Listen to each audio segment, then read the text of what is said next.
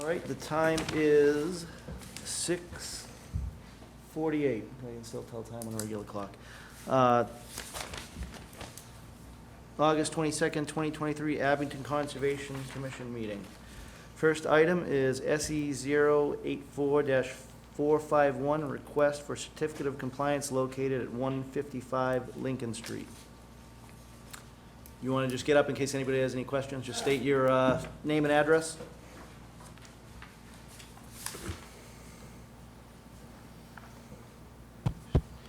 Joe Falco, 155 Lincoln Street. And you're here for a certificate of compliance yeah. for the addition that was done, when was it done?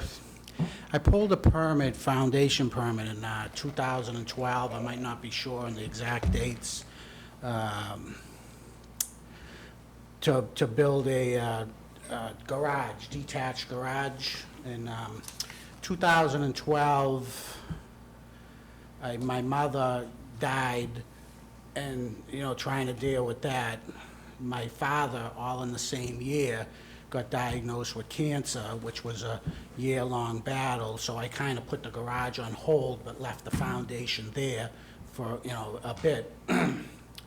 So then when I, you know, built the garage, I think it was 2014 maybe, I finally did the garage. And I didn't realize whether or not Russell Wheatley did all the engineering for me, whether he told me to get the compliance at the end, whether he did and I just wasn't paying attention, or maybe he forgot and I just didn't realize it.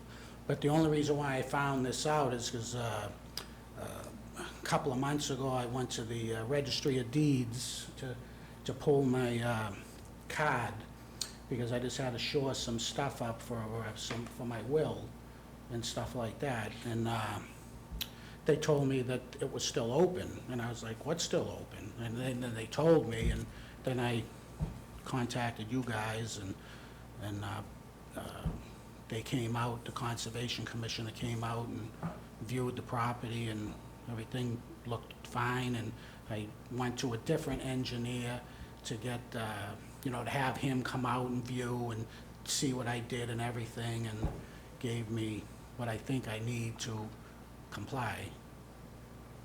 So that's basically it. Well, there's a long list of other properties and files that are in the same boat as you. Yeah, that you're not alone. yeah, did the No, work. And, honestly, I mean, if I had known, I obviously would have did it then Yeah. when I built. But, you know, as the homeowner, I pulled the permit, Mm-hmm. and you know, whether Russell probably did tell me at that time, oh, don't forget to do this at the end, but I just might have forgot, or he forgot to tell me. I don't know which one it was. Mm-hmm. But you know, of course, I would have closed it out when I was supposed to. You know, wouldn't have been a problem. so on July 3rd, Tim and I went out and did a site walk. He showed us the original plan. It matched pretty close to what was done, and order conditions are pretty standard, pretty basic, and basically what we told him we need to do is get us the 2 copies of an as-built and the statement, which has right here. Yeah, I think I just looked at it earlier. Okay. Sure.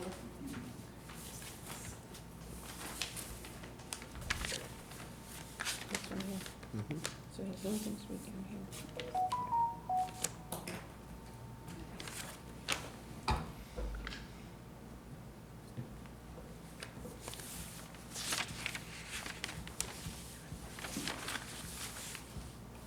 And that's just from Comcast. Anybody have any questions? No. Anybody in the audience have any questions? Bring it back to the board. Somebody want to make a motion? I will make a motion to approve the request for certificate of compliance for SEO 84-451. Do I have a second? I'll second. All those in favor? Aye. Unanimous. All set? Thank you. Thank you. Thank you, Mr. Falco. Thank you, I appreciate it. You're welcome. Is there something I'm supposed to do now in a couple of days? We gotta sign the document, then Tony will reach out to you and be all set. Appreciate it, thank you. Have a good one. Thank you. There's Bye. two of them side by side. All right, next up is discussion and possible vote on abbreviated notice of resource area delineation located at 161 North Quincy Street. Somebody want to get up to the podium? I can speak to you if you like. Yeah, speak at the podium, please.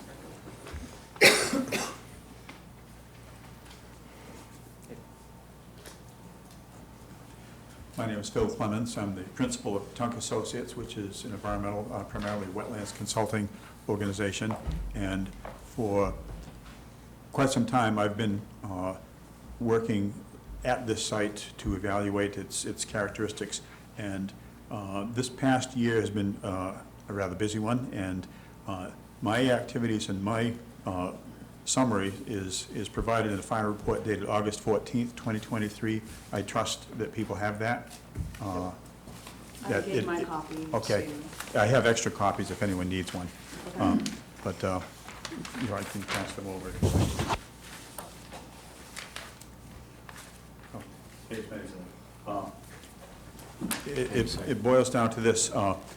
The property has been looked at several times. I actually looked at it back in the years 2014 and 2015. Then time went by and the projects didn't develop. And I was contacted by Mr. Ed Zachary, the owner, to return to the property in December this past year, 2022, and redelineated. And the report that I issued at that time, it was determined by this board that it would be a good idea to have that peer reviewed. So that did happen, and the BSC group, which I believe is represented here tonight, did that, and we had 2 separate site visits there in June and July.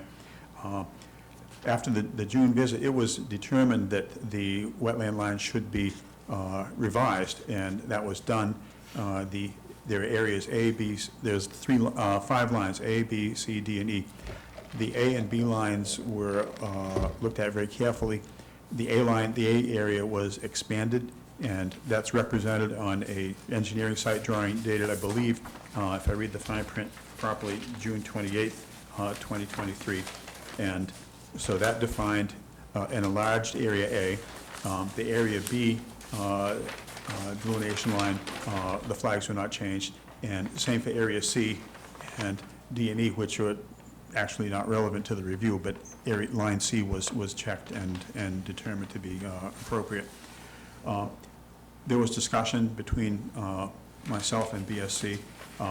The bottom line is, I do recommend that the board accept the slightly revised version of the wetland delineation, the one that expanded area A, and which actually had to add an extra flag, A7.1, to make it larger. There was discussion about whether areas A and B were actually connected, and I looked carefully at the evidence that we looked at in the field, and honestly, myself, my own personal opinion, professional opinion, I don't see connecting those two. As my report says, that not all the vegetation there is wetland vegetation. And even though they're close, I think that functionally, they are not connected in a meaningful way. The lower area of the section is identified as B. We discussed whether or not it was a vernal pool.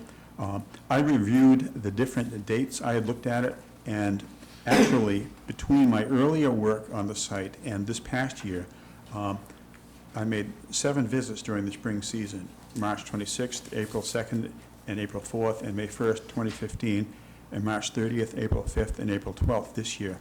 And as a professional wetland scientist, I'm never not looking for vernal pools. I'm always open to evidence for such, and it's not that large an area. And the simple bottom line is, on none of those visits did I observe myself any evidence of it being utilized as a vernal pool. I also have noticed that this past spring, in May and then in June and July, the standing water had disappeared. I have a strong sense that it may not hold water long enough to be a vernal pool. So in my opinion, regulating it as a vernal pool is not justified at this time. And furthermore, there is a characteristic of Area B which covers a fairly long and narrow portion of the slope between the upper and lower portions of the property. And we discussed whether or not that was an intermittent stream. My sense is, it doesn't matter that it's small. There's a lot of streams can be small. But it is in 310 CMR 310 CMR 10.04, stream is defined. Sometimes an intermittent stream can be a stream, and it therefore could be regulated under the Wetlands Protection Act. But only if it's downstream from a bog, swamp, or wet meadow or marsh. This is actually upstream from the potential vernal pool, and whether you call that a swamp, a bog, a wet meadow, or a marsh, I think is questionable. I wouldn't call it quite those things, but it's also upstream of it. And I chose the term drainage way because clearly when rain falls or there's significant snowmelt, water passes through that area on its way downhill in obedience to gravity. And very much like the gutter on a house. But I've actually never seen it hold water or really border anything. So I don't think it is subject to the Wetlands Protection Act. I think that educated and informed people of goodwill can look at an aspect or characteristic of a property and potentially not agree.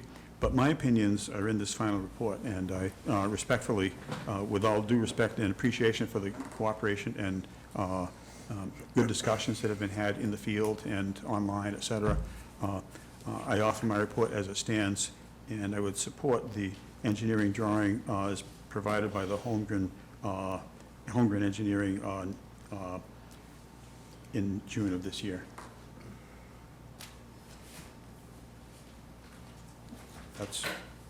That's all I have to say, since I'm just a wetlands guy. I don't know if others have, I'll yield the floor to whomever you wish to call on next. Well, if you have a question, you don't have to speak. I went out there last Wednesday after we had all that rain on Tuesday, and the potential vernal pool was dry in the stream. There were spots where there was a little bit of water, but I would say 95% of that potential intermittent stream was dry. I wanted to go out there and see what it did after a rain event. And I think I don't know how much rain you guys got down here, probably close to an inch. It was so fast, it just kind of really ran downhill. It didn't have a chance to sink in or accumulate. I mean, I'm just observing it from my front yard. But correct me if I'm wrong, but when you first went out there, didn't you say when you walked the property, you looked at that pool and it was full of water? Oh, back in April? Yes, It wasn't full, it had water in it. it had water in it? Yeah. Okay. And just going from the site walk that we were on in, correct me, Matthew, June June. 6th. Yeah. June 6th. Even though it had been relatively dry, the first area A was extremely muddy, really muddy. That's the one I fell in, I remember. And Kathy and I walked along area A down through to area B. And I mean, I'm not a wetland scientist. I'm just, observing it in my own perspective. I could see where you could see water channeled down because it was all gravelly on the bottom and there was no grasses or anything. So I looked at Kathy and I said, well, that looks like a little stream to me because it usually has the gravel bottom like that. And, you could see where it was moist, but, we hadn't had any rain back then. So I went to underground weather and I checked the weather to see what it was for the last couple of months, and it really wasn't wet then. Are you talking on the B series? Yeah, when we walked along A down to B, down to where that pool, supposedly vernal pool is. Yeah, And it was Abington- gravelly, I would say in the first section of the B, from like B15, where's that little jog out? Probably from like B15 to like B12 or 11. It was gravelly. After that, there was no gravel on that I recall. Well, I mean, again, if Kathy was here, I'm sure, she could probably better describe it as far as what number it was. But I do remember it was where I think it was said that there was some sort of backhoe that had gone in there and removed a bunch of soil. You could see it right along there. Oh, yeah, well, that's what I'm saying. It wasn't gravelly there. It was more up gradient of that. But actually, Kathy and I followed it down, that's what I was saying, as we were walking down through the different areas. Yeah, you can follow it down, but it wasn't gravelly down there, is what I'm saying. Yeah, It was all up, that's what I'm saying, from like up B15 above, so you can see, to- I mean, obviously, the land went like this and it ran Yeah. downhill to the pool area. Mhm. Do we Or- want to ask our peer reviewer for his? Yeah, Matt, you can just stay there, just state your name and affiliation. course. Instead of get up to the podium. Sure, thanks. Matt Byrne, I'm a senior ecologist with BSC Group and employed by the town as a peer review consultant on this project. I don't want to interrupt the Well, I mean- conversation you're having. Do we want to go area by area? Sure, why don't you start with You area? want to start with area A, Yeah, your favorite spot on the my property? Jane? favorite spot of the whole property. Yeah, so we recall in early June, it was quite wet, quite muddy underfoot. Clearly had been a lot of vegetation removal at some point. And so, as Phil had pointed out at that first visit, we took a look and we looked particularly at the potential connection between B and A. That was something that in our desktop review we were curious about. So we did expand the footprint of A with the additional flag, as Phil described. And we didn't find convincing evidence of a connection there in that first visit. We do note that there's 18 feet of vertical rise between B and A. And there is the lower half of it has a very distinct stream channel. There's quite a bit of evidence of flow through there. So the question that Phil puts on the table is valid. Is that a jurisdictional stream? And it would only be jurisdictional if area A connects to it. Because as he points out, which is true, if we had a stream channel that is up gradient of any jurisdictional wetland, that up gradient stream is not jurisdictional. It's just it's defined that way, whether it's stream or not. When we go back out there in, what was the date that we went back out? July? July 6th. We took another close look at that because it was bothering me, the way we had, the fact that there wasn't a connection there. It didn't make sense, just geographically.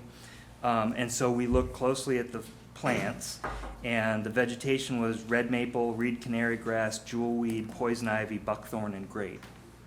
That is a majority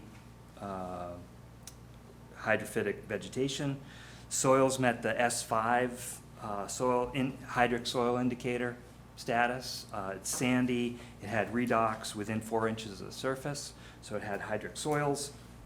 And there was, granted it had recently rained, but there was clear evidence of a hydrological connection. So that ties A to B. And that distinct stream channel that runs from about B8 to B3, B2, which is very clear and distinctly incised, that's our stream that creates the water body on which A and B border. So that second visit clarified in my mind that there is a connection between area A and area B, and that steep hydrological gradient of 18 vertical feet is a, you know, clear running channel. So in my mind, A and B are both bordering vegetated wetland, not isolated land subject to flooding. You know, and that's further kind of expanded in that upper portion of B that goes from about 8 up to 15, and back down to 26, 27, 28. That is quite a bit wider than the lower portion. There was hydrophytic vegetation through there, so I think that it's reasonable to view that as a connected wetland. Regarding the pool at B, you know, I completely agree that we took a look twice in the summertime, found no evidence of aquatic organisms, which is something we look for to verify vernal pool function. It's definitely inconclusive as far as I'm concerned. The one sort of critique I have of Phil's presentation is that we discussed in the field that he had not gone into the water at the appropriate time of year to look for egg masses or aquatic or dip netted for aquatic invertebrates such as fairy shrimp, what have you. So I think that remains inconclusive, despite the amount of energy that's gone into looking at it. And the way that I read your regulation, when there is inadequate data collection, either because of time of year or in this case because we didn't get in the water and look for the indicators that you kind of have to be in the water to see, the presumption for something that kind of looks like a vernal pool is that it is until it's proven otherwise. So that's the sticky part of the site. We all agree that wetland at the toe of slope, wetland C, D and E is all valid, and we took no issue with that. But that's my interpretation of A and B and the connection between them. And to Phil's point, you know, scientists will have different opinions, and at the end of the day, you have to make a regulatory decision based on the evidence that's in front of you, both in his reports and mine. And so.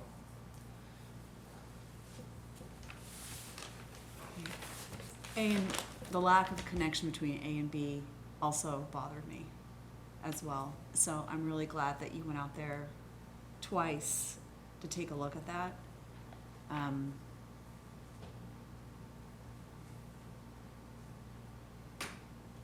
Yeah, I think at our very first meeting when the presentation was made, the question arose that, are you sure these aren't BVWs, is what you asked. Yeah. I mean, they're just so close versus an ILFF.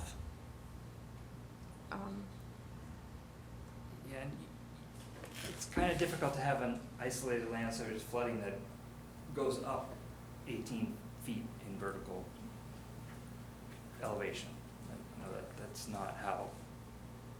I mean, you think of an ILSF is an area of water, an area that ponds with Right. flooded water. It's not going to creep up slope in a defined channel like that, typically. So for an ILSF, when you're looking at the soil data, how would it differ from a BVW? Well, ILSF is not determined based on soils. However, if you have conditions that meet the regulatory definition of an ILSF, which is extended flooding to 6 inches or more for at least once a year, it's unlikely that water won't be there long enough to develop hydric soils. Okay. Hydric soils begin to develop with 14 days of inundation during the growing season. Okay. So it's entirely possible that an ILSF wouldn't have hydric soils, but in my experience, generally, that's not the case. Okay. And we are a Yeah, fan you of go. the soil data. Sorry, Ed Zachary. A couple of things I just wanted to point out is, honestly, I know that I don't understand too much about, just like you said, Jeannie, I don't understand too much about this. I'm not a scientist, I No, listen me to. neither. I'm just trying to learn as I go. It's so much information, God bless you guys, but, this has been literally the rainiest season we've had in Massachusetts. There's been floods everywhere. It's broken records. In the month of July, I went back to underground weather and I looked at. Since February. I If you looked look at the back- month of June specifically, Yeah. only because we were out there. And the rainfall in June for this Abington, Massachusetts area was, I mean, the graph shows how much rain we got per, But if you look at April Deal and month. May and June Right. collectively, it's Right. been the rate, we've broken records. And the area's rocking. And right. so We've had no snow all winter either, so. I understand. I'm not Right. arguing with you. I'm just saying it's broken records. Right. And that water had nowhere to go.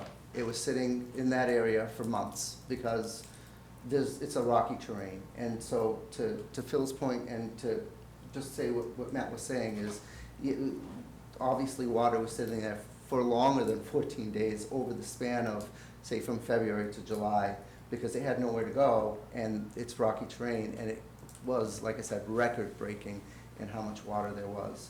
And to me, what Phil was explaining to me is, when you see characteristics of the trees that are upland trees between those two areas, those develop over decades, and that really characterizes what that area in between is. And I see you nodding, so, and at least Matt's in agreement, is when you see trees that are upland in between the two areas, that's what that area is, not just the fact that there's water in the ground. Or at least that's what they told me. So, One of the To- things to- that bothered me, I'm sorry, were you gonna say something? No, no, no. One of the things that bothered me when I first walked onto the site, though, is that walking into A, is that how clear it was. I mean, obviously, there's been some disturbed soil there. Can I address that, because I was really Sure. offended by what he wrote? Oh. Not so much, if I could. Okay. There was an ANRAD at the time, and so I've never cleared, there was an ANRAD, and there were people looking to develop the area, so they went in and looked at it when there was an ANRAD. So those two areas were delineated as ISLF at the time. There's also been tons of people on ATVs and Quads. also quads, trucks. There's a guy that took his truck from, I won't discuss who, but a neighbor that doesn't really follow too many regulations, and he's driven through that area, and I've observed. And I think Paul saw an area that was where they were driving in. Oh, yeah. Yeah, So, they built access. We saw. yeah, so honestly, I understand that there were areas that were disturbed, but it Yeah. wasn't like, So, I mean, what I was gonna say is that with the disturbed area, it's really kind of hard to say what plants were there and what plants were not there. true, but if they're still standing, and you Right. still see trees that are upland in that area, But the then. hydric soil, you Sorry. said S5, you said, on the Munsell chart? In that Okay. area where the two connect. In the Yeah, connection. that's Well, where we- between I'll like- let the expert talk, as Okay. I don't know. Sorry. If I may, Mr. Chair. No question, Area A has many characteristics that you see in wetlands. There's pools, there's puddles of water, there's muck. The standing water is a hydric indicator. But there was an explanatory memo that came up quite a while ago from DEP talking about isolated land subject to flooding. Water puddles in areas where it can't sink into the ground and where you have a lot of bedrock close to the surface, water tends not to sink into that very well. This is an interesting site because it's got, over the acres, it's got a number of different types of surface area. But Area A definitely has wet areas, but it's isolated. It doesn't have an outlet the way a pond or a lake typically does. It doesn't go over a dam or under a bridge or over a waterfall. It has, Area A meets the mathematical definitions of ILSF. That was calculated by Scott from Holman Engineering, and that, I believe that information was provided to the board, the commission earlier The this year. original, yeah. And as a wetland guy, I delineate things. I don't do that much math, so I was interested in his calculations, which have been produced. And even with the expanded area, which I believe he looked at the wet calculations again, it still meets the mathematical criteria for ILSF. No question it can be messy. I don't wear white socks when I go into areas like that either. But it doesn't have an outlet in the sense that lakes or ponds or other surface water bodies typically do. It has an irregular shape such that around the eastern edge, and by the way, as we all know, that area is very nearly flat. Not quite, but very nearly flat. Near the eastern edge, there are other places where water would seep out away from it, but there's a transition to other types of vegetation and soils in those areas. And only on the top of the hill, so to speak, is where Area A is. There is some microtopography which is not captured, and I mentioned this in my report, not captured by the 2-foot contour intervals drawn by the site engineer. There are shallower puddles, and microtopography is such that you might have a pool here or a puddle there, standing water here, and there, but in between dry land with an oak tree growing on it. And some of the oak trees in that area are pretty large. But I am not here to question the fact that Area A is wet. What I'm looking at is how it meets or doesn't meet the definitions of bordering vegetated wetland. In 10.02 of 310 says, statement of jurisdiction, areas subject to protection under Mass General Laws 130, Section 40, following areas subject to protection, and it lists them, including freshwater wetland, et cetera, bordering on, and it says stream, and land under these things. And if you look at the definitions for these things, that's where it becomes more difficult to apply the Wetlands Protection Act. Separate from my life as a delineator of wetlands, I spend more hours than I wish chairing the Hanson Conservation Commission, and I'm typically sitting where you sit, and I don't like to split hairs, but sometimes one has to in order to determine jurisdiction. And again, I submit what I submitted, and it's a challenging site, no question. The details of Area A and Area B, the space in between, and what's at the bottom of Area B, I like to describe it as simply as possible, and my intention is, in my report, is to do that so that the right decision about jurisdiction and definitions and ultimate decisions can be made. So that's what I offer. There may be one or two other things that I could comment on, but I don't want to overcomplicate the discussion. I'd like to keep it as simple as possible. Thank you. Thank you. So to my way of thinking, it comes down to a question of whether or not there is a connection between Area A and B in that eastern spot where they very nearly touch. And I don't know, Phil, if you'd done a vegetation plot there? The way I was trying to do vegetation plots, you want to do a 30-foot radius. And if you're looking at the space in between, you don't have 30 feet. So you also have to look at it linearly. Yep. I don't have one for that specific plot, but I've made field notes about mature ash trees, white ash. Now, some ashes are wetland indicators, Right. but white ash is in fact upland. And I don't have a plot per se for that spot. So the new delineation manual allows for, a varied size plot. So this would be a good place to do that, because, when I look at the veg that we saw there, it's predominated by wetland indicator plants. There's certainly going to be some non-wet indicator trees mixed into that. But, it's a question of whether or not it's got 50% vegetation, whether or not there's 50% hydrophytic vegetation, whether there is hydric soil, and whether there's an obvious hydrological connection. It has the last two, and I think it's got the first in that bridge area that we're talking about. And so it would be interesting to see a veg plot centered right there, and see whether or not, a calculated dominance test would get you to wet vegetation. If they are connected, then the channel between B8 and B2 is the stream that defines these areas as bordering vegetated wetland. So it comes down to whether or not there's a connection according to the definition in the Wetlands Protection Act. 50% vegetation, hydric soils, and hydrology. So that it's kind of, that would be a good thing to get a look at. Do a veg plot right there. Get right back up there, sir. Just to tag on to what Matt's saying, certainly vegetation could be looked at, but again, the definition of ILSF is, does the area have an outlet?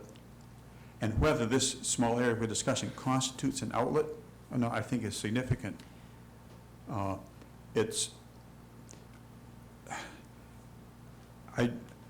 think one could examine all the regulations there are to see if there is more information about what constitutes an outlet or not, to see whether it's isolated or not. Perhaps one should do that. But again, my view is that it wasn't a significant enough of an outlet to in my view, constitute an outlet.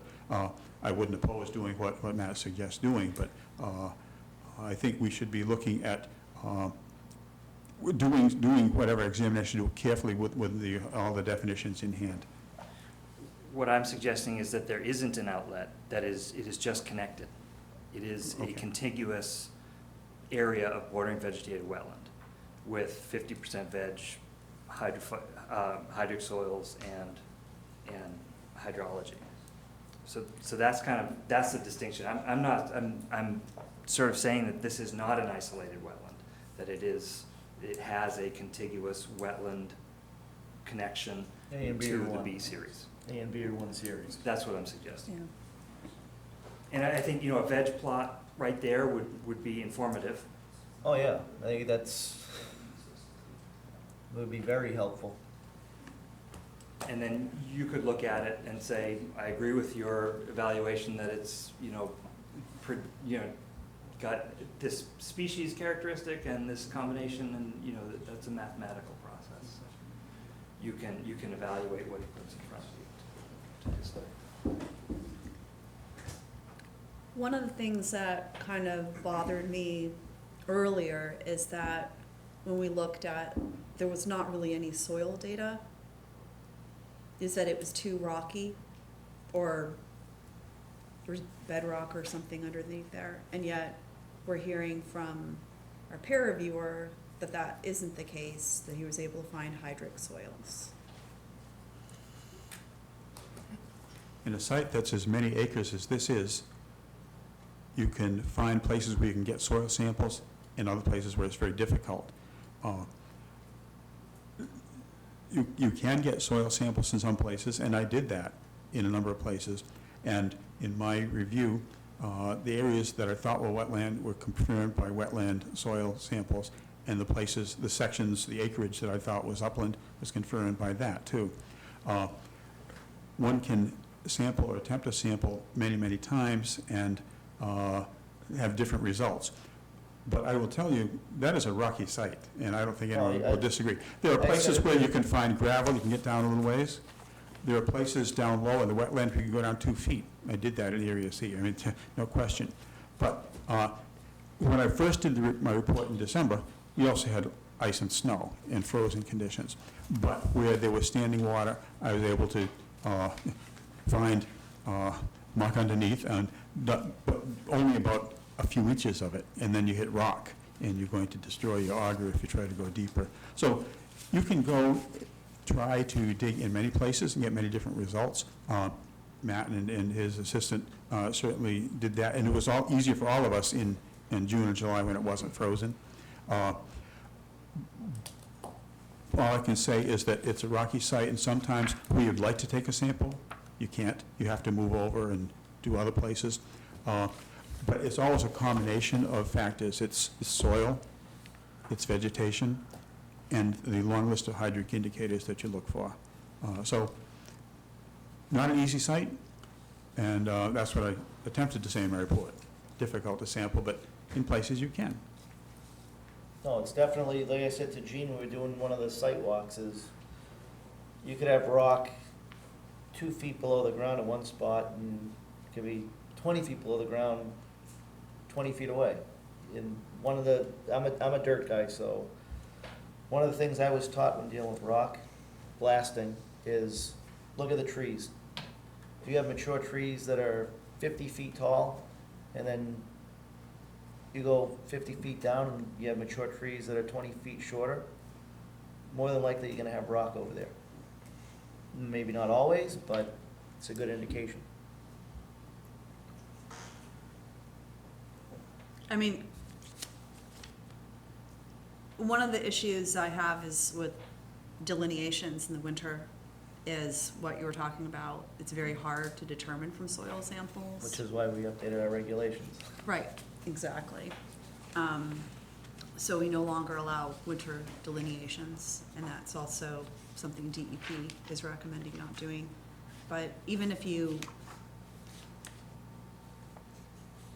because every single, even with sections, you know, C, D, and E and stuff, I had no soil data in here, nothing,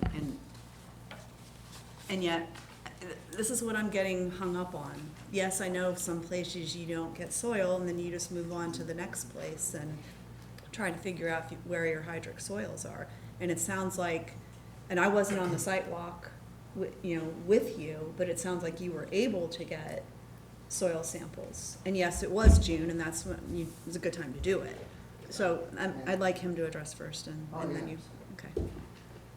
Yeah, we were particularly interested in whether or not there was a connection between A and B, because we left there after the first site visit, that was not resolved in my mind, so that was something I was particularly interested in looking at when we went back.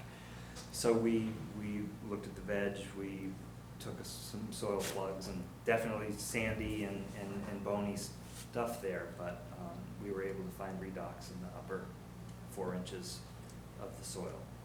So that 4 inches. upper 4 inches, yeah. Okay. So you didn't have to go down 20 inches or something. Right, To see right. it. In a sandy soil, the S5 hydric soil indicator, which is a federal manual, if you have redox in the upper 4 inches of a sandy soil, Okay. you meet the criteria for hydric soil. Okay. Thank you. Oh, I was just gonna address the CD and E. Do you want to? Oh, Go for sorry. it. No, I was just gonna suggest that when you had mentioned CD and E, is that's definitely DVW. No one's really contesting that, so that's why I think nobody concentrated on getting, and I see Matt's nodding, that no one's gotten soil samples. Phil didn't have to, because it was just obvious that it was BVW, so there was no reason to really look too deeply into it. Right, so my point is, I asked for the field guide delineation, because when we had the original application, we didn't have that information. And there was a lot of talk about sections A and B being really too rocky. So I was like, okay, and then I looked at sections C, D, and E, and again, it says very stony / ledge limited sampling. And if it's like, that, it just doesn't make any sense to me. While even out in C, D, and E, which wasn't described as being very ledgy, you're still not able to give me the data that we're requesting for something that clearly is a BVW. Right. And that is what I got really hung up on. And then when I hear our peer reviewer saying, oh, yes, I was able to find it in these different spots. Yes, it sounds like part of it is because they did a winter delineation. I don't like having the delineation done in the winter and only on vegetation alone. So that's why I like to see the soil data.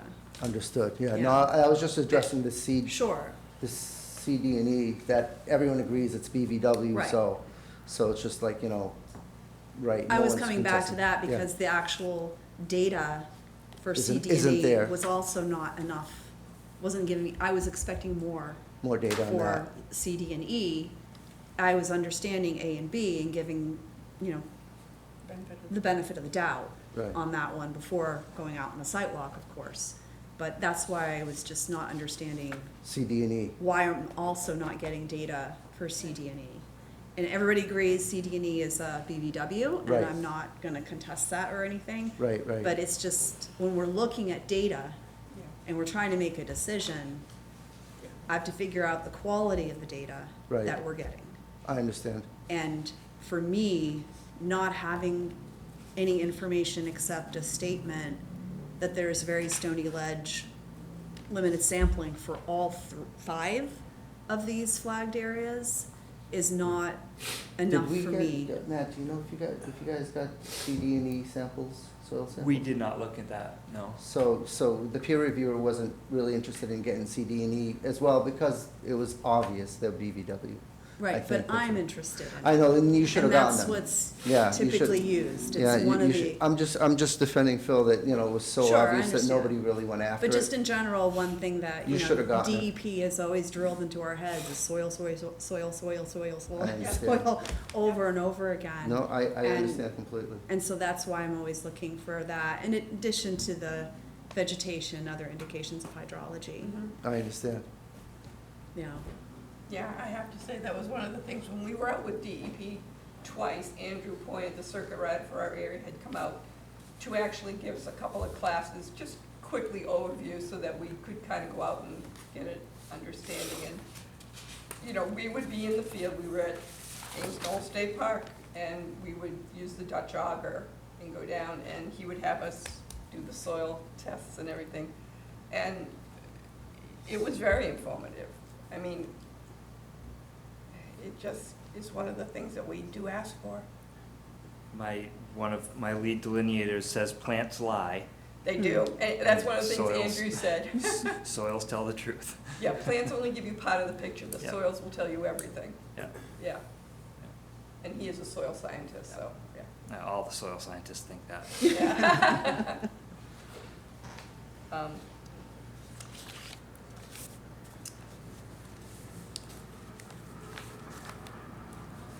Anybody have anything else?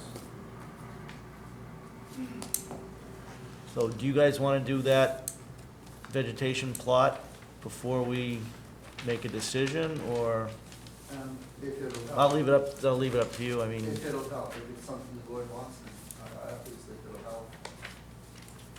I don't propose getting more data. yeah, I mean, Usually, as the board says. Our the peer more data, review is the better. recommending it, so- The question is like, Right.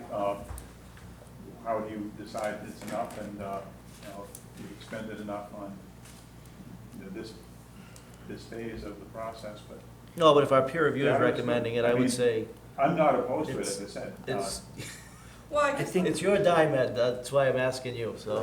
This gentleman might have the most to say about that. I think- Well, go I ahead. think you're trying to prove to the commission that these are not connected, and the question comes down to whether or not there's a vegetative connection.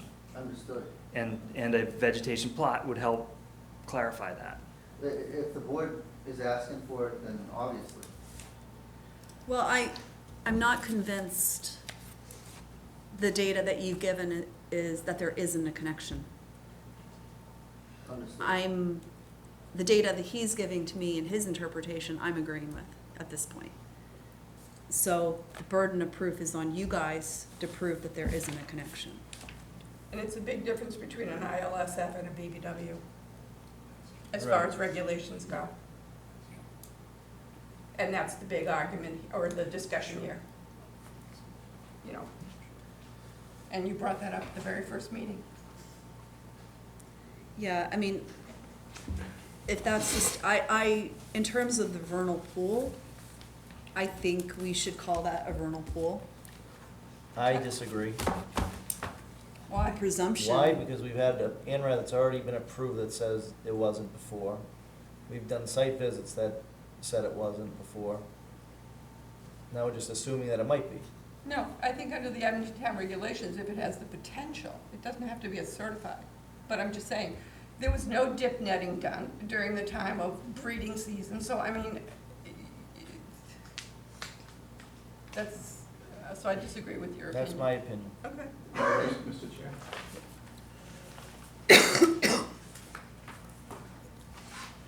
Perhaps that portion of Area B is a lot like the border between Area A and B. How much information is enough to make a decision on? While I did not use a net, I used my eyes, and I know egg masses when I see them, and I've also helped to certify a vernal pool that had fairy shrimp in it. We could see the fairy shrimp. However, is that enough information? I might have mentioned this earlier, but it's hard to prove a negative. Maybe you need more information to be sure whether it's negative or not negative. I think that it's been looked at. The question for your commission is, has been looked at enough? And I totally get that point, just like we're saying with some other things here. So, good decision.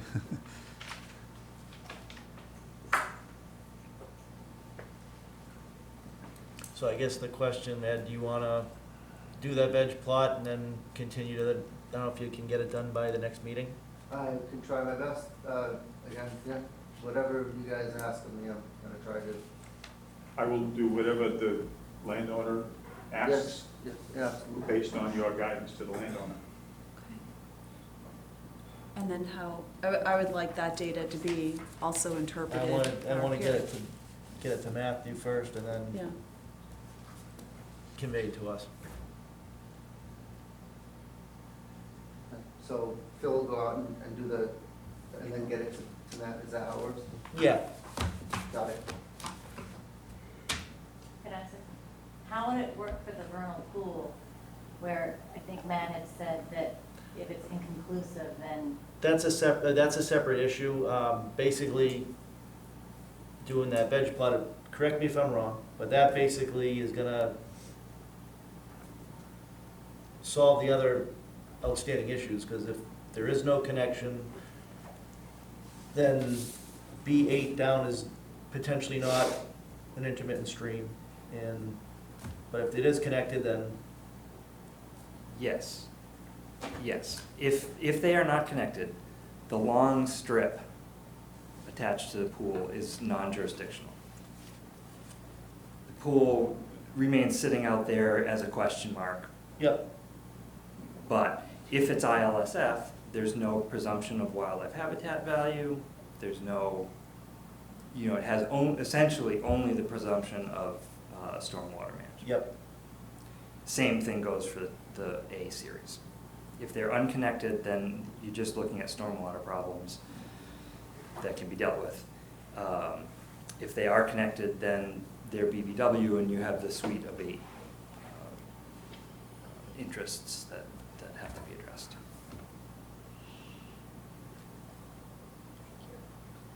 All right, Ed, so you want to continue to our September 12th meeting? Yes, sir. And if you're not ready, just Oh, let yeah. Tony know. Of course. Of course. Somebody want to make a motion? I'll make a motion to continue the discussion on the abbreviated notice of resource area delineation at 161 North Quincy Street to the September 12th meeting. Do I have a second? One second. All those in favor? Aye. Unanimous. Thank you. Thank you. Thank you. Can I just, before I get to you guys, can I just do 0 Summer Street real quick, because they continued? I just have a couple of questions for Matthew before, we continue it. Or you guys might have some questions too, I don't know. For 0 Summer 0 Summer Street. Street. Off the top of my head, no, because Not off the top. Yep. So we're gonna skip over Center Ave, SE 084-563, notice of intent located at 0 Summer Street. They've asked for a continuance. They're asking if we can do it next Tuesday, have a special meeting just for them, which I'm not opposed to having a special meeting just for them, because I I know. can't attend because I have CPA the 29th, Okay. and Kathy will have. And I was I'll talking to Matthew too earlier. I don't know, what their, I could do the 30th or the 31st. we can reach out to Phil and see what day works, but I don't know if they'll even be ready for us to have something to review. Oh, okay. To be in time, you know, in that short of a time, so Yep, 30th is Wednesday, right? yep. I'm available that day. I don't know if you guys are. Are you looking at it, Dan? I could probably make And the the 31st, 30th work. 29th would be tough, but. Yeah, 29th I can't because I have another meeting. that 29th day. Hey, you we wanna can't do the get this 30th? room. I'll throw it in there now. Why is that? It's The okay. 30th Because works. there's another I'll put a group, question mark on. and What we would about- have what to language? get the little teeny tiny dinky room that does not have good recording Okay. and not enough Okay. space for the people who'd be interested in attending. So we wanna try the About- 30th then? Matt, are you available? He's good on the 30th. Yeah. I Okay. can do that. 30. Okay. Matt's good, Dan's good, I'm good. Question, Matthew, the question I had, just going through your peer review, just one question. I didn't bring it with me, so. No, I it's, think I have it. the erosion control, you said hay bales and silt fence. Why hay bales? I'm fine with the silt fence. Uh-huh. I like to use compost tubes in front of the silt fence instead, I hate using hay. Really, what I was getting at was, they Like a are double so layer. close. A Yeah, double layer. oh, yeah. Just overdo it. Double. And so, yeah, if you prefer one over the other, by all means. And I'm not an erosion control specialist, so. you what know, about length of time before they have to replace the silt fence? I can certainly get you an answer on a recommended Cause I replacement. have my little license for erosion and sediment control. Oh, And okay. they say silt fence is supposed to be replaced every 6 months, which I didn't know until I took the class. Sounds about right, based on what it looks like after. I've been doing it wrong my whole life. Is that right? If you'd like, I mean, it sounds like you know, but if you want me to confirm that, I'm happy to. Yeah, if you could for the next Yeah, meeting. sure. Just, you know. That's all I had. Thanks, Matthew. Yeah, of course. Yeah, thank you. Yeah, you're welcome. Pleasure being with you. Thanks for the invite to the Oh, yes, table. one of us. Thank you for, You look right at home, I think. And your very, very nice reports. Yeah. I'm open. And I know you, Yeah. you guys put a lot of effort into this. yeah, It's your clear. report was amazing. Good. Yeah. I'm glad you Thank liked you. it. Yeah. So we'll continue to the 30th, and obviously if Phil can't make that day, then we'll either just go to the next Tuesday meeting or figure out another date we can have a special meeting. Sound And that's fine. Just, think about whether or not, I guess, in the interest of keeping them moving along, Yeah, if he gets his report done in time, then maybe I can get out to see if I agree with him before your meeting, 161? 161. Yeah, okay. Yeah, just to keep them moving, you Yeah. know. I'd be happy to try to accommodate that if that works for you guys. Yes. Yeah. Definitely, we want to see you working with them to get it and to get out there as soon as you can. Okay. Because it does expedite it for us, because this is, I mean, July was we lost the whole month of July. And are you gonna also go out to the site Yeah, you just said. to look? Okay. I think If I we should, because I want to see Yeah. what he's reporting as, Right, so you you know, can, so he'll do an estimate of the percent cover of the different trees. So Right. is he identifying the trees correctly? Do I agree with his estimation of the percent cover? And then the math that gets you to whether you're at 50% or not. correct. Thank you. And if there is that veg bridge between the two, then it's all wet. And that stream is jurisdictional and the whole thing becomes Changes. BVW. Mhm. Yeah. Thank you. Okay, Good, thank Thank you you, very Matt. much. you're welcome. Pleasure to see you tonight. Thank you, it's nice to meet you. You too. Drive safe. Okay. Thanks.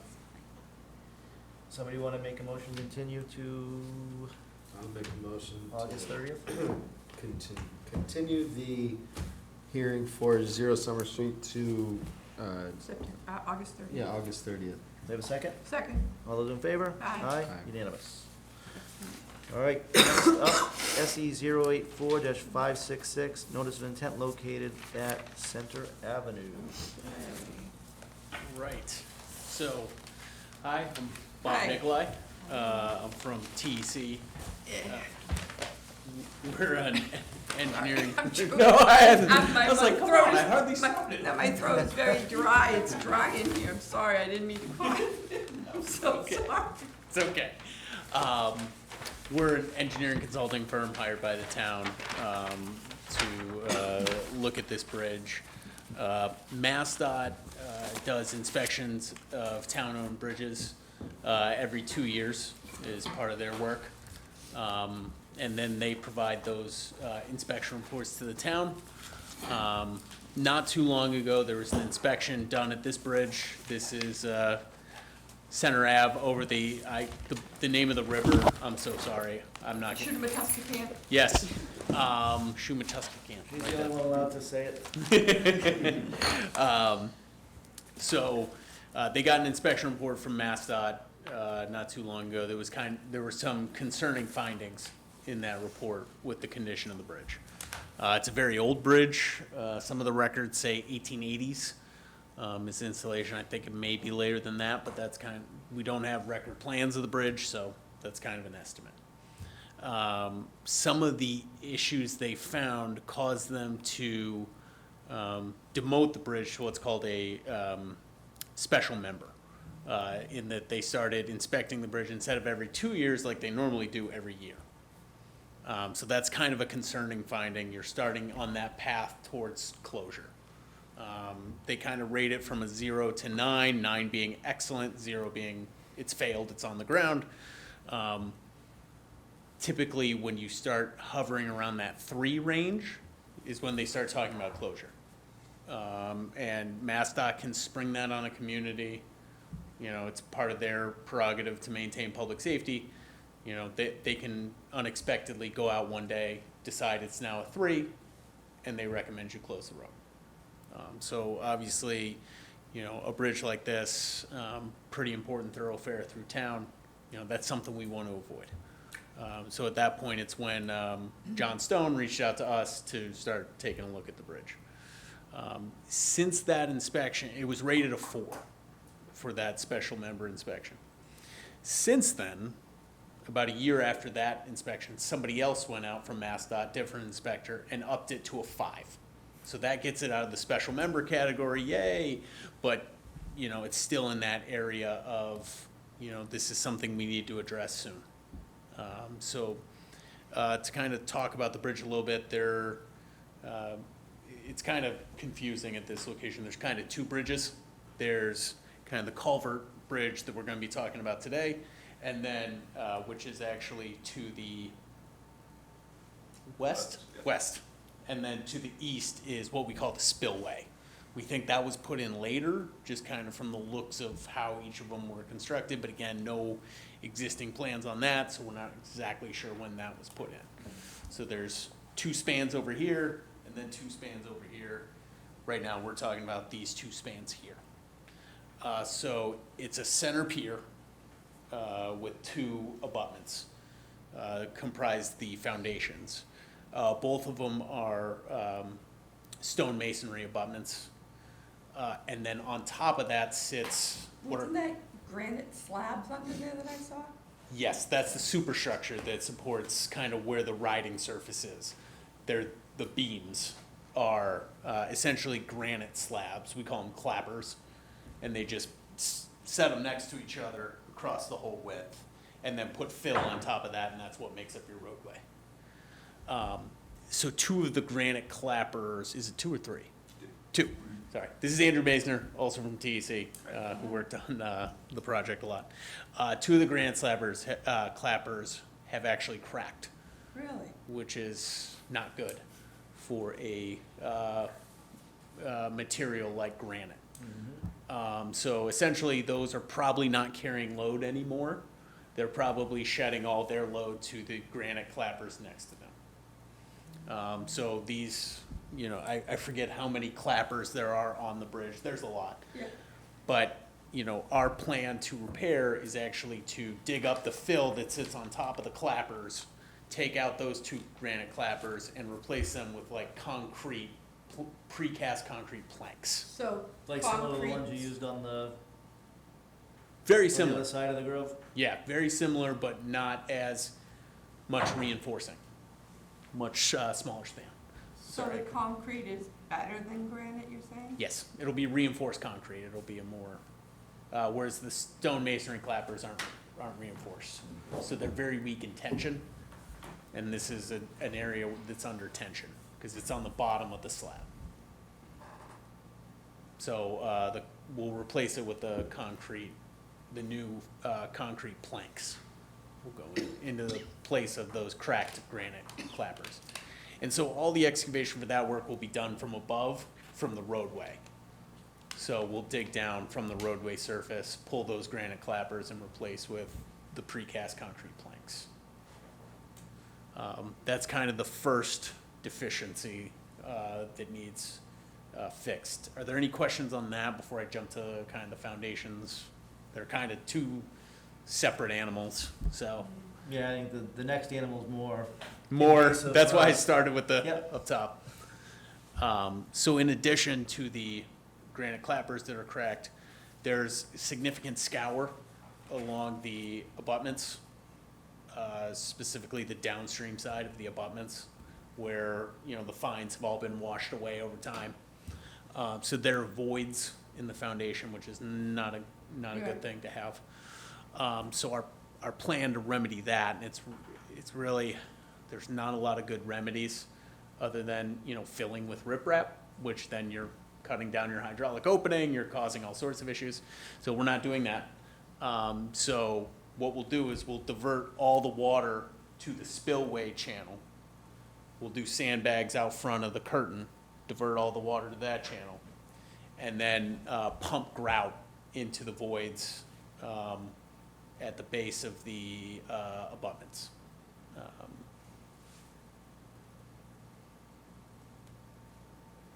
So there's no pumping or anything, like you're just gonna divert the flow? We're gonna divert the flow, and the grout we use is a grout that can be done, it's not full Tremie grout that can be pumped underwater. Yep. But it can be poured in the wet. And how long does that take to cure before the water can be put back in that It's direction? a rapid cure, so you're usually looking at like 7 to 14 days before the water can come back. So, considering that we have good weather for it to cure, correct? Correct. But the water should be diverted, so we shouldn't be getting rain in that area. Yeah, okay. What's the timeline for this? Like, I know the other bridge, we approved it, then it was another, Yeah. year and a half before? Mm-hmm. Yeah, so this one, we're applying, I can't give you a year yet. I can tell you this project will probably take on the order of 3 months. We won't be diverting water that whole time. I imagine the diverting of water would only be about 30 days. Maybe 6 weeks, depending on the speed of the contractor. So the reason I can't give you a year yet is we're gonna be applying for small bridge funds from the state. We already did apply. We should be hearing back on that by September 30th. We'll know if we got the funds. If we did get the funds this round, we'll try to do it this construction season, as in coming up April 2024.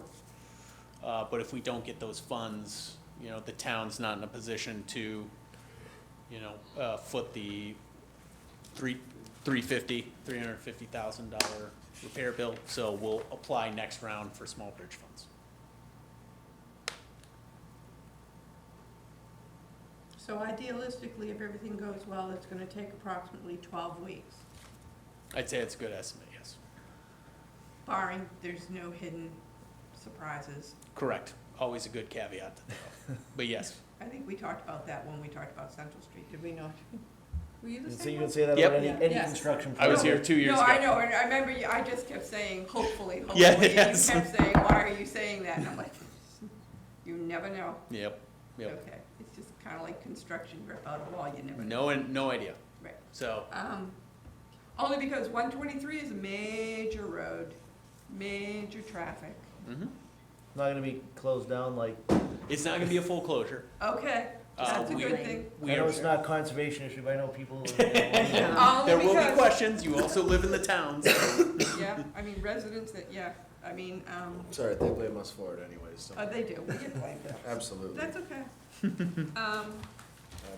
Our concerns are the water. Sure. and So the flow diversion, is it going to be sandbags, or is it gonna be more on the contractor's means and methods? If It's a they wanted contractor's to- means and methods, but we So- showed I imagine it'd be sandbags, that'd be the easiest there. Like the bulk, Oh, yeah, you're using the Cubic big, yards, yeah.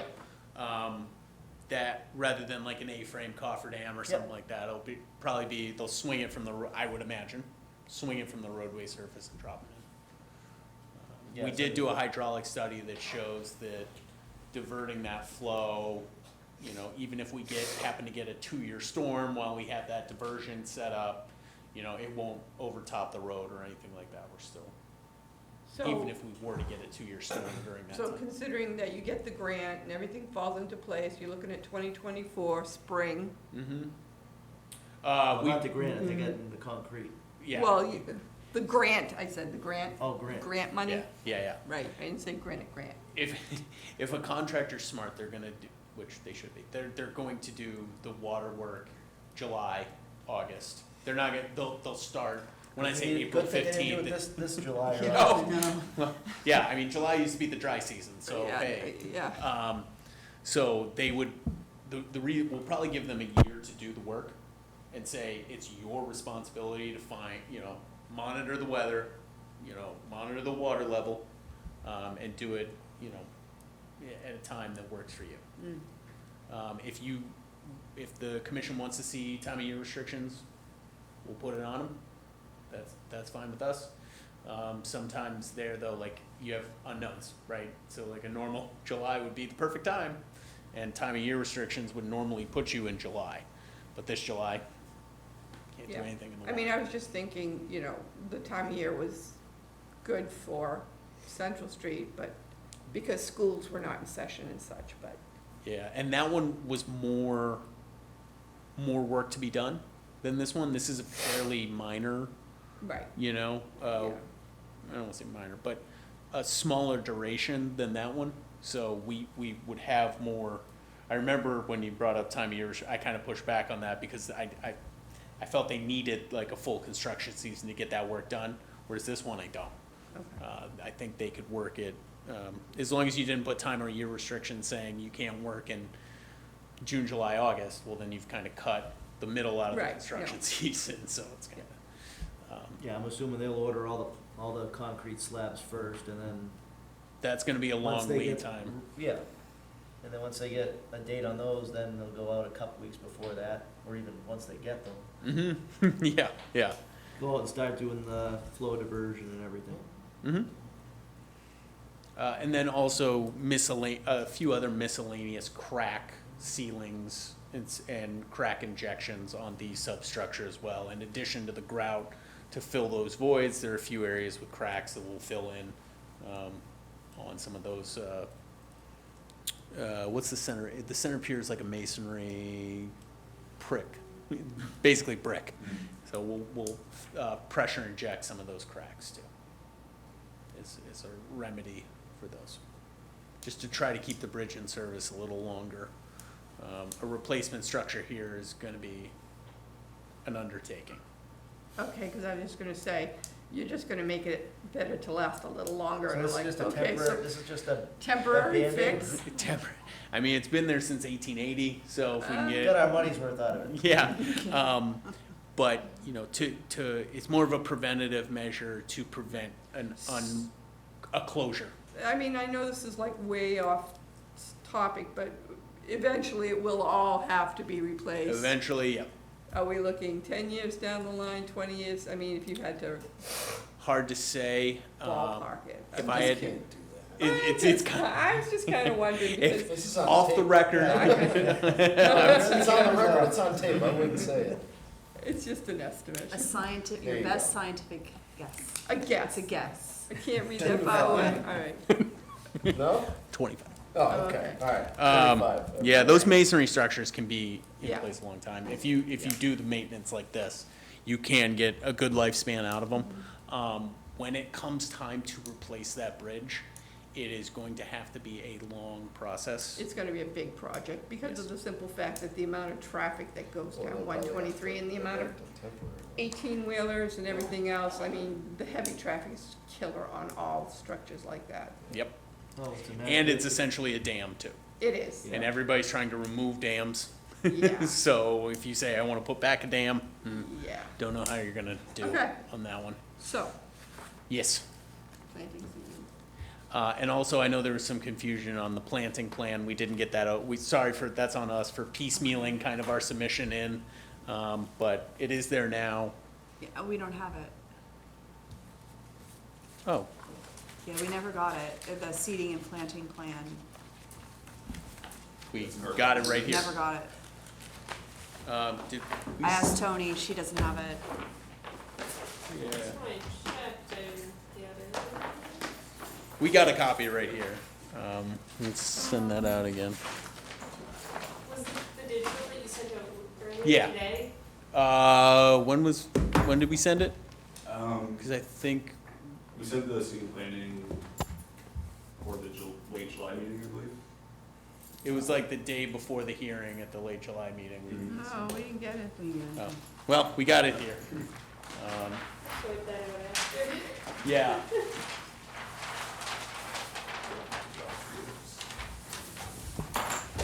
Better late than never.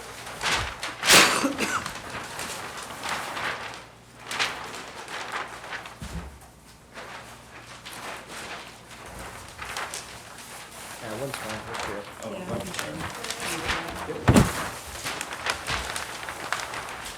Oh, it's kind of hard to look at all this right now in front of us right this second. You I know. I Yeah. mean, we don't have any time to digest or look it over. Totally understand. We're gonna need more time. Yeah, definitely we need more time to read this. So just to give you the high points of it, 87 square feet of temporary impacts to BDW.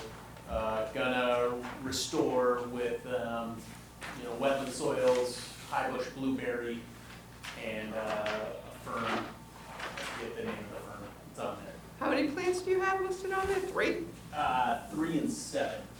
There's, Actually, 1, 2, 3. so there's Okay, I got it, got you. All right. 3 shrubs Yep. and then 7 ferns, just kind of spaced throughout. What is there now? Mm. I mean, I saw a whole bunch of stuff, there was information, and it said there was a lot of different things. Yeah, Where did I have it? the highwood blueberry and the fern were 2 of the types of vegetation that were in there. We didn't do all the types because it's only 87 square Right. feet. So I believe those were 2 that were in there. Oh, I found it. You got sensitive fern, high bush blueberry, broadleaf cattail, poison ivy, which. Do you want us to put that back? We No, can. thank you. No, silky dogwood and red maple. Silky dogwood. And that is along the bank.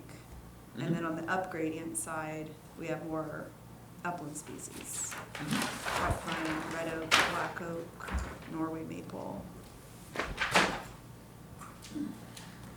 So, because one thing I was concerned about, there's a statement on the riverfront area, unfortunately this doesn't have a page number. Let's see, there's a section, resource areas, and in the riverfront area, it said, all portions of the riverfront area that are not paved or comprised of the culvert structural elements will be restored to previous conditions with a grass seed mix. So the only area that is discussing is, sorry, I'm looking at this upside down. So this is the wetland restoration area. We may have some impacts here, outside of the actual wetland flags. The sedimentation basin, would be out here if they need it. And so that would be, something we would need to restore. They may have some equipment out here that they would need. So this is the area that would just be replenished with a grass seed. We can be more specific on the grass seed. We could, I don't think grass seed would be a good, or, sorry, At like all. any sort of Yeah, like, and one of the things that DEP does not like is increasing the amount of grass Oh, okay. in a riverfront. They want you to, you'll never get this back to the way it was before this happened, right? But what they want is, can we get, whenever you're having any riverfront activity, can you get part of it as close as you can to what it originally was? Right. So if someone has like a single-family home and they're like, we'd love to have all this grass, it'll be, no, you can't, because you can't increase the amount of grass. So if there's not grass here now, or even if there were, I think that we should have plants in there instead of grass. Okay. So non-wetland plants, because it would be Yeah. outside the wetland area. So whatever, you know, we can figure out exactly what's here right now. I think, honestly, I was there not too long ago. I think it's all poison ivy, Oh, if okay. you want my. But, you know, so this But would be, something, yeah, so if it's not a healthy ecosystem area, then we can improve And it. when I think, and I don't want to speak for the wetland scientist because she's not here, but I think it wasn't just like lawn grass. I think it was like the long grass you see like kind of outside. Yeah, of you the get a pretty good river. slope there too. Yeah, so, I mean, that would help stabilize it. Right. I don't think If it you was had just like. something instead of grass. Yes. Yeah. We'll check that with Devin, but I don't think it was meant to be just like Scott's grass seed. No, no, no, even with your wetlands. Well, like a New England wetland, Yeah, but even with the Mix. New England wetland mix, I mean, the erosion and everything. no, I did a couple basins in Alright. Walpole. They made me use the New England conservation mix on the slopes. Which would have things like ferns. and, Yeah, yeah. You know, stuff like that. I guess it would depend, because this is still buffer area. And this, like, there's wetland really close, so a wetland mix or wetland species, that would work there. Even though it's outside of the. I mean, it's right, I mean, It's, yeah. how many feet away are we here It's the from the scale actual on this. wetland line? Where's the flag? Where's the flag? 5 feet? So 5 feet away, there's always gonna be a little bit of gray area. And you can have a species that's facultative wetland, upland anyway. A lot of them can live in both. Okay. So, something like that would be much better than throwing down grass. Or even, you know, wild Conservation mix. conservation mix, or this is the area that you're gonna restore, right here, right next to it? Yeah. Sorry, yes, that's Sorry. where they're gonna be, mostly in.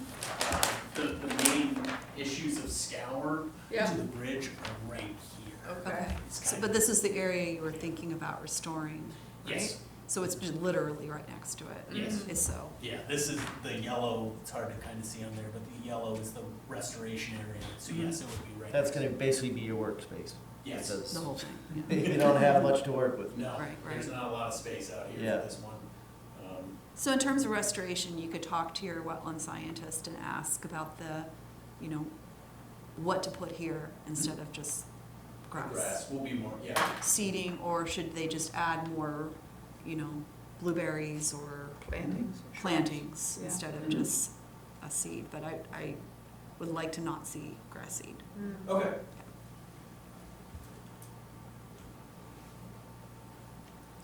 Sorry for giving that, yeah, No, it's okay, it's okay. I think we'd have to look at this a little bit more in depth. I think we need to go out there. Yeah, we do. You lost me at poison ivy, so you guys Oh, poison ivy. Excuse me. Is that something you would want us to attend to, a site walk, or do you guys, do you not want us there? I don't think you need to be there for it. Okay. I mean, If you want to come, I mean, but show us, this is the area, this is where we're gonna do X, Y, and Z. It wouldn't be, that'd be good, Okay, but you don't have to. yeah. I, Would it be after work or sorry, after hours, or would it be like during the day? are you gonna be going out, do any visits on the other side of Vinyl Grove? I'm- I'm just trying to think of Yeah. getting Yeah. kill two birds with one stone. I am not,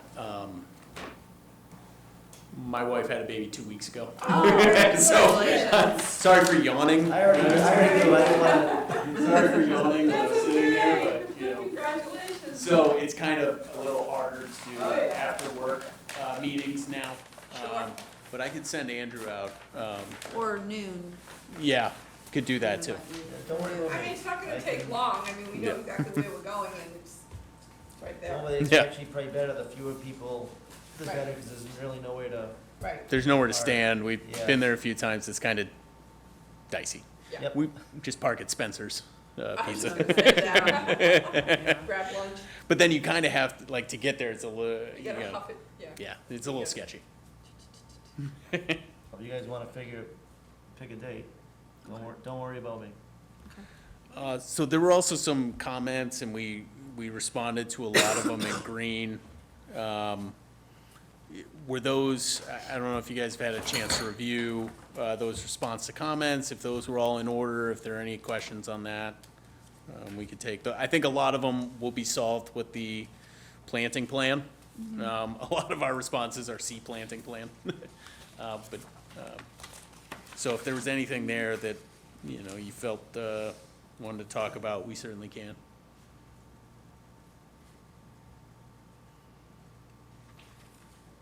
This was, I think, a lot of Kathy's comments, and unfortunately, she can't be here tonight. Mhm. But yeah, a lot of the planting stuff. And I know you submitted, or at least we got the NOI checklist after. Yes, we Um, did submit that late. That was, yeah. we didn't have that.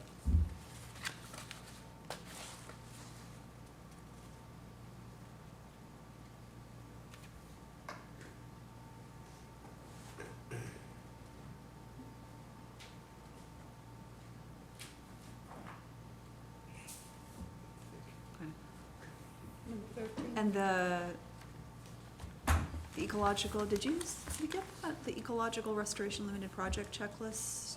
We submitted For that the- more, again, sorry about piecemealing a lot of our stuff. That's One- okay. I know we submitted that Last Tuesday. last Tuesday. Yeah, I think Tony gave that to us, Okay. and I'm just trying to find it in this huge pile Yeah. of stuff. I thought, or maybe The ecological. the WPA Form A for Ecological Restoration Limited Project. Right here, Yes, okay, that's what I was looking for. all right. Okay. I know I saw it. Yeah, she had it in the packet today, and I just didn't get a chance to look at it. Good. There's, Done? Okay. Settled? Yeah. Mike. okay. Up to, Kathy will wanna look at this too. Mhm.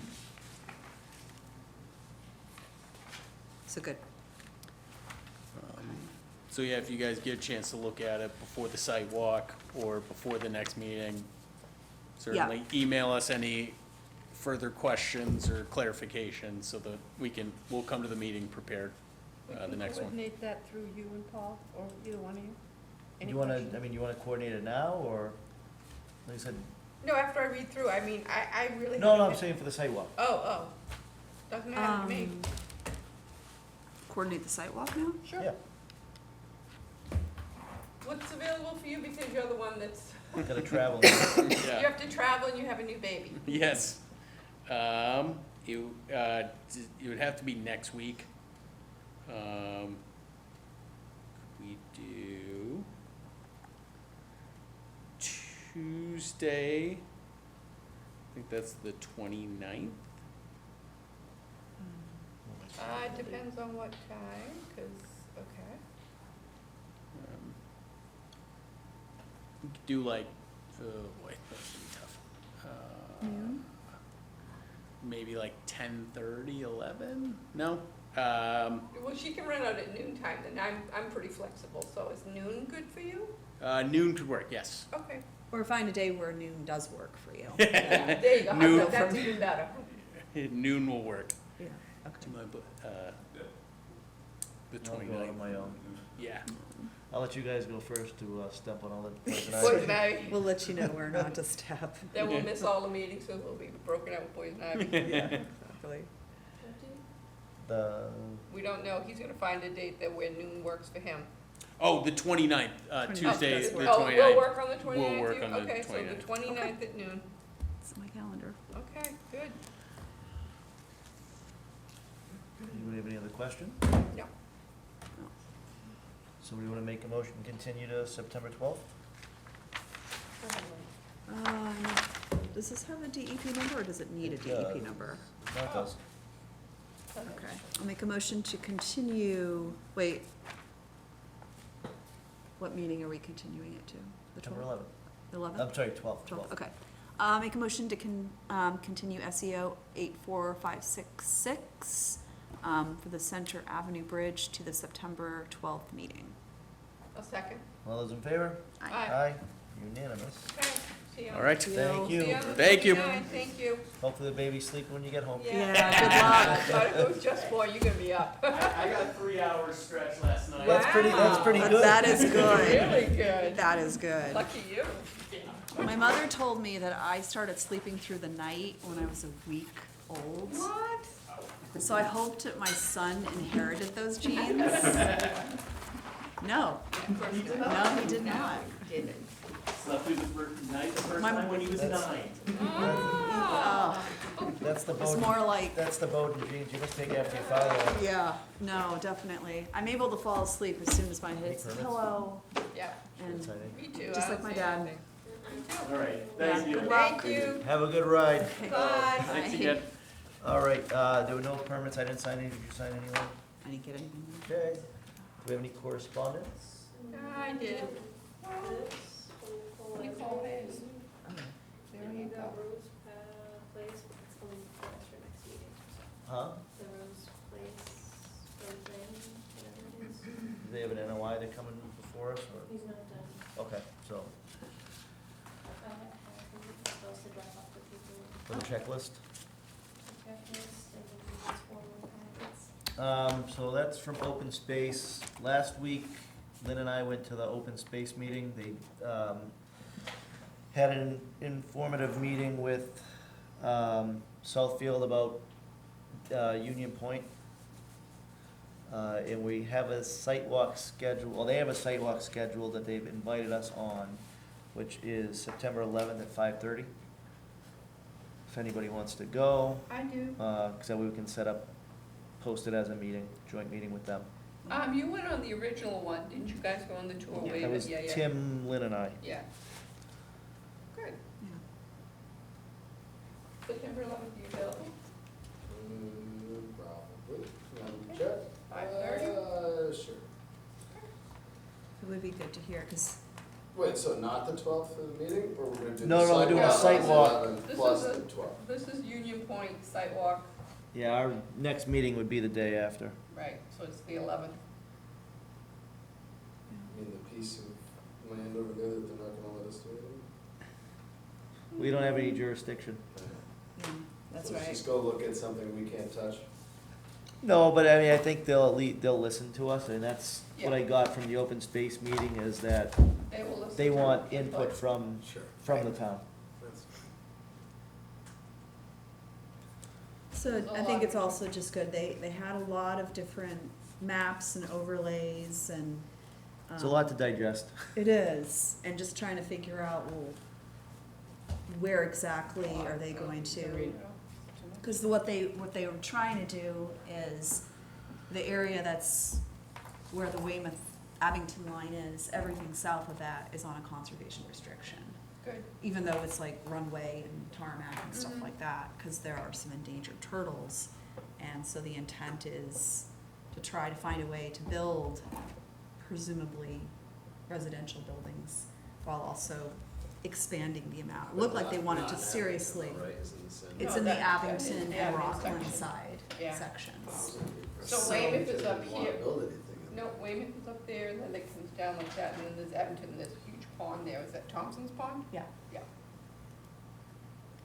And so it looks like what they're trying to do is connect, there's an endangered turtle.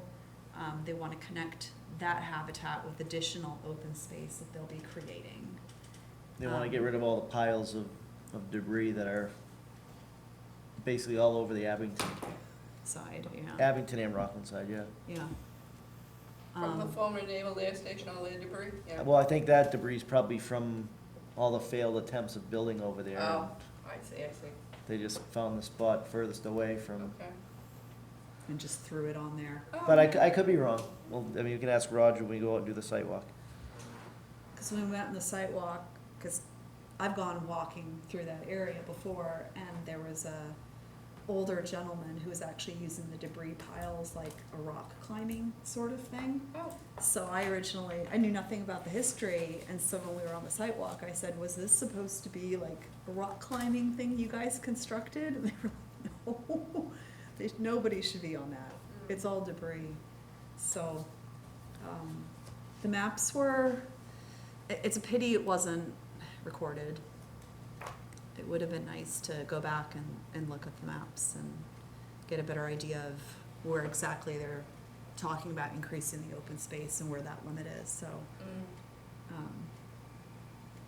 But it's good, I think it's good to go out there and actually take a look and see.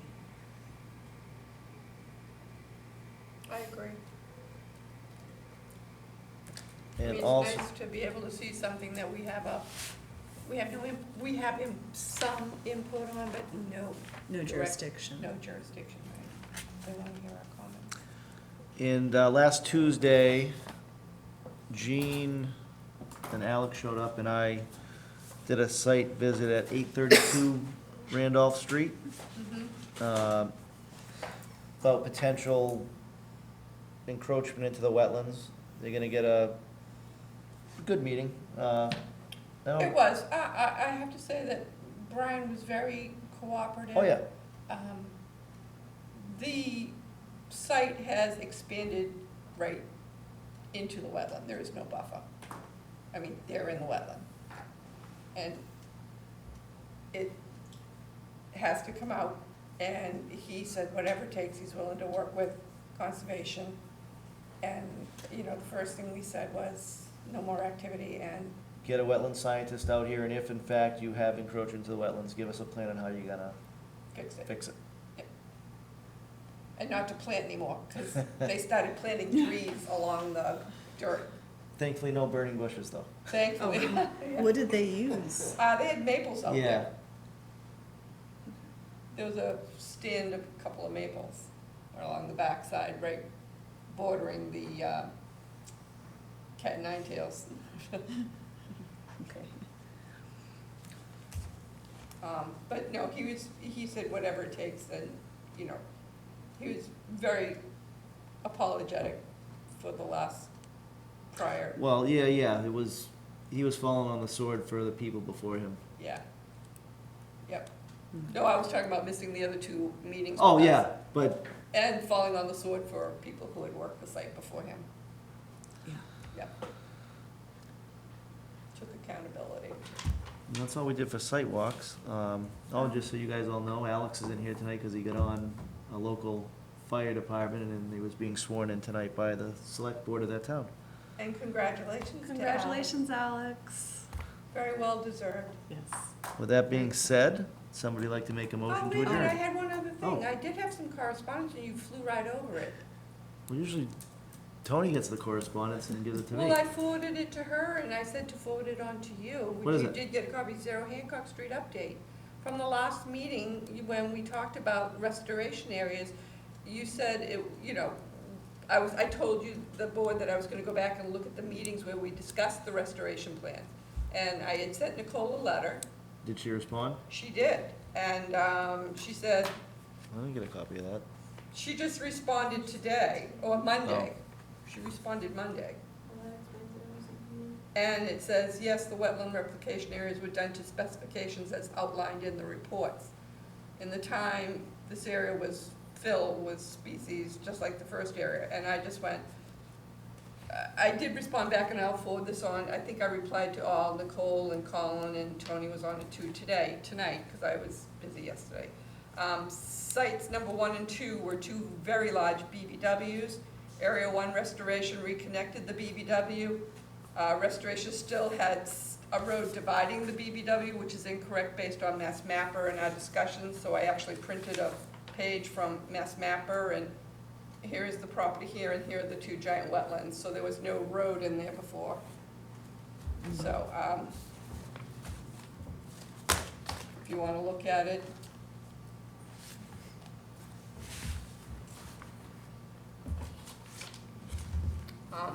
I didn't do the overlay imagery, I could have, but I didn't, so, sorry. I think it only was 2021 anyway, they don't have a more recent one than that, do they? No, I don't know, I'm mass map.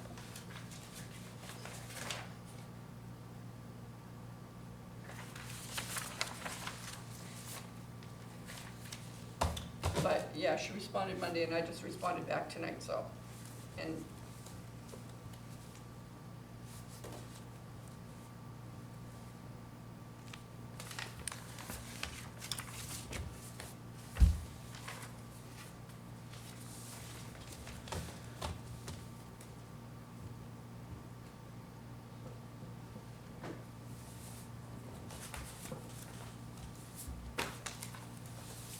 So what reports is she talking about that they were done in, I pulled my folder and I'm not sure, I went back to the meeting and I because was we had a actually, meeting and we said that they needed to be, and I included the meeting minutes in the email, the original Yep, email, so. right. And I gave the timestamps where she discussed about what her plan of action was going to be. we don't, I mean, I'm not gonna say we don't care, The the fact, area's gonna fill in with species just like the first area, that's not the issue. The issue is that dividing, hydrology, the- the hydraulic connection was lost, correct, and now it's still lost. correct. Because when Lynn and I were out there, there was that section 2 at one time was all connected based on Right. that mass mapper, and now. Oh, I there's- remember Yeah. when Tim and I did the first site walk in the back there. Yeah. I mean, the first one closest to the pond is beautiful. But the next one in, and they were gonna repair them as they were backing out, that road is still there. So, that's why I went back to the meeting minutes to see what we discussed and talked about. So, So what, I will pull my file on Zero Hancock and look over her restoration plans, but no, but I remember at the meeting we said, I do remember it too, that's why I included the link to the video. And the timestamps were there when she discussed areas 1 and 2.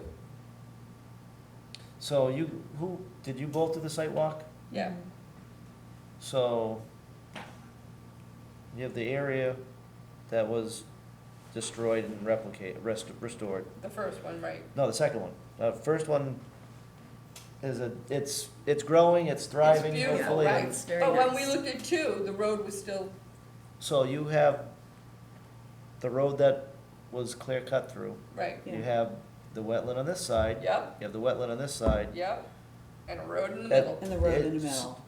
That's There's wrong. How, There's only one How many- area where she I know, what, actually created how a high is the, hydrologic. how high is the grade in the road? Ballpark.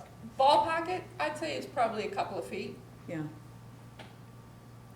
because as you walk in, the wetland now that's created on the right, left-hand side is a deep pool, and it had frogs in it, and the wetland on the other side now looks like a big grassy field. So the water isn't making it through like it should. Right. How long is it gonna take to do that? I know Mother Nature will eventually connect them, but in the interim, Well, the beavers needs out to there, be the taken- beavers out there might help that process. well, they won't go through dirt, but, Oh, but they might flood it all. so anyway, I wanted you to be aware, and I did have Tony forward that all on to you. In my email, I asked her to please forward it to the commissioners. Yeah, but she wasn't in yesterday, No, that's I why know, we didn't get and it. again, she just responded back Monday, Yep. and today I was a little busy, so. All Anyway, right. anyway, shall we put her on the agenda or something for the next meeting perhaps, maybe? I'll reach out to Colin. All right, very good. Thank you. so just one more thing, now that 155 Lincoln Street Certificate of Compliance has been approved, Yep, we talked at the last meeting about 149 Lincoln Yes. Street. yep. Have we been able to set something up for them? Not yet, I wanna clear off all the other stuff we have on the agenda before we start opening it up. Okay, And New cans of thinking- worms. Okay, okay. and then we had that whole list of COCs, outstanding COCs. I'd be happy to work on that. What do we wanna do? Couple at a time, not a lot. Just send out a message saying, hey, just wanna let you know you have an outstanding COC, and then Because it sounded like he was mentioning, he had no idea. Right. And I bet there's a lot of We people do. out there. Every time one comes up, we say the same thing, there's a lot that, several pages of outstanding, there's probably more outstanding, you would know better than me, there's probably more outstanding certificate of compliances than there are approved certificate of compliances. Just because people do the work and they just never apply for it. Yeah. I mean, Until they wanna sell their property or something, or Yes, you know, then they gotta do it. I mean, the thing is if we wanna do those, if we wanna start making a list of what we wanna do. I thought we had an Excel sheet. No, but what I'm saying is, Oh. I don't care what the addresses are, or how many there are, is we need to figure out when we wanna do it. We don't wanna, I don't think we wanna, I think it's advantageous for us to do them in the wintertime. Because if you wanna go out and do a site walk, could be covered in 6 inches of snow. I think it's something we do, if we're gonna do them, we should start doing them from like now until Sure. beginning of November? November. Yeah. And then again from March until, Sure. I mean, as we put these larger projects to bed and they get done, they're not to bed, now they're going. yeah. But I'm just saying, I'd like to start chipping away at that list. Because I think when Tony, you put together. But we might not that- chip away at it, we can send letters out, and they don't have to do anything until they wanna sell their house, refinance, or, Okay, that's the other thing. Okay. But I think a lot of it is people don't realize that they have to yep, apply for it. yeah. All right. Anybody else have any correspondence? Oh, I don't want to talk about it now. Okay, We good, can talk about it then let's make a motion. No, I to met adjourn. with Yeah, I Andrew. would like to make a motion Oh. to adjourn. Wait a second, I'll second. all those in favor? Aye. Aye.